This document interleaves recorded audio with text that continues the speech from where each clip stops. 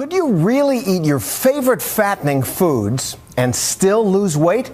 Well, a radical new device, really a shocking new device, could hold the key to consequence-free indulgence, but it is not for the faint of heart. It's a weight loss stomach pump that actually removes some of the food you eat from your body before it turns into fat.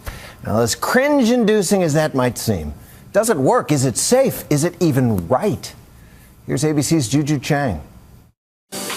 In the battle against obesity, it seems people will try just about anything from soup to nuts.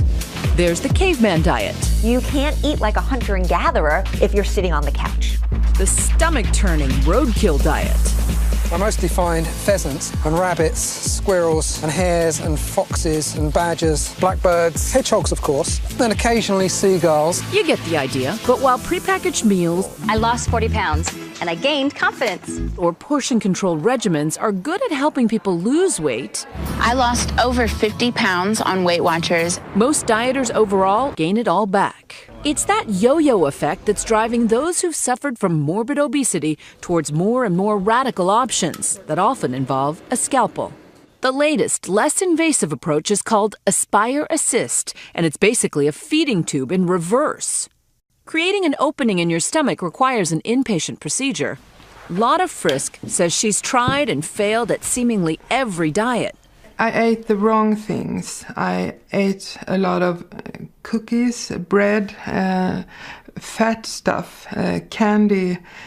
I ate fat food. So she took a radical step and joined a clinical trial in Sweden for the shocking new weight loss device that's now being tested in the U.S.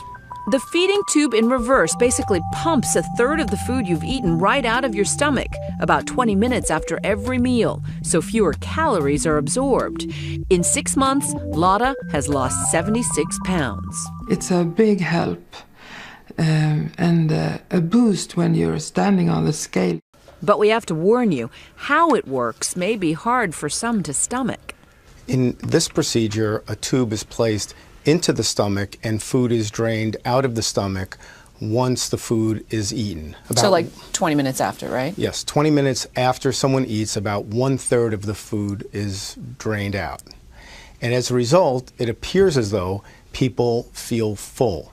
They wind up eating less food. Dr. Louis Aroni will be head researcher of an upcoming American clinical trial. He says that although the device is still in early testing, it seems to have long-lasting effects. If we look at the pilot studies, the average weight loss was about 20% of total body weight. That's equivalent to lap band surgery. Now, mind you, the lap band surgery squeezes the stomach with a silicone band, which is not to be confused with gastric bypass, which reroutes your small intestine to a smaller stomach pouch. And of course, there's the sleeve gastrectomy, which basically removed 85% of Melanie's stomach. I had my surgery 5 months ago. I had the gastric sleeve, and I've lost 83 pounds. Compared to those other forms of bariatric surgery, the AspireAssist is less invasive, less costly, and is not permanent. But that doesn't make it less controversial. We want people to be normal. We want them to enjoy the quality of their life. We don't want them attached to a bathroom or attached to a syringe. Dr. Mitchell Roslin, the chief of bariatric surgery at New York's Lenox Hill Hospital, doesn't think the feeding tube option will be as effective in quieting the brain's hunger signals to the stomach. He doubts the device will work long-term, like surgical methods do in changing patients' eating habits. The researchers say, well, the initial data suggests that when you get this, people eat less. If you continue to siphon 30% of what you eat, you will maintain the weight loss. When you stop doing it, I would bet my bottom dollar that your eating is actually going to increase and go beyond what you used to eat, and you're going to gain every last pound back. But Dr. Aroni, who spent decades as a foremost obesity researcher, respectfully disagrees. Are patients able to change their lifestyle when they're able to have their cake and eat it too, so to speak? One of the most interesting things about the pilot studies has been that people appear to reduce their food intake.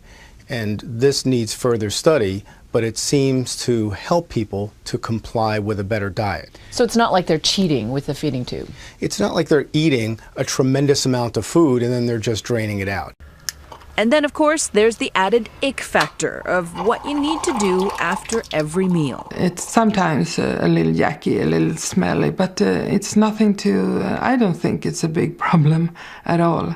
I just feel that relief to lose that food. You know, one of the things, though, is with weight loss, what has surprised me, and it's really, really problematic, is what people will sustain in order to lose weight. But what surprised researchers most is that 1 year into the U.S. study, 70% of the patients were pleased enough with the results that they asked to keep the tube in indefinitely. Patients like Lotta are required to have counseling to learn to chew more, eat slower, and fill up on water, which may prevent them from gorging. I think it's wonderful. It's easy and it's no problem to flush. So much for the ick factor. For Nightline, I'm Juju Chang in New York.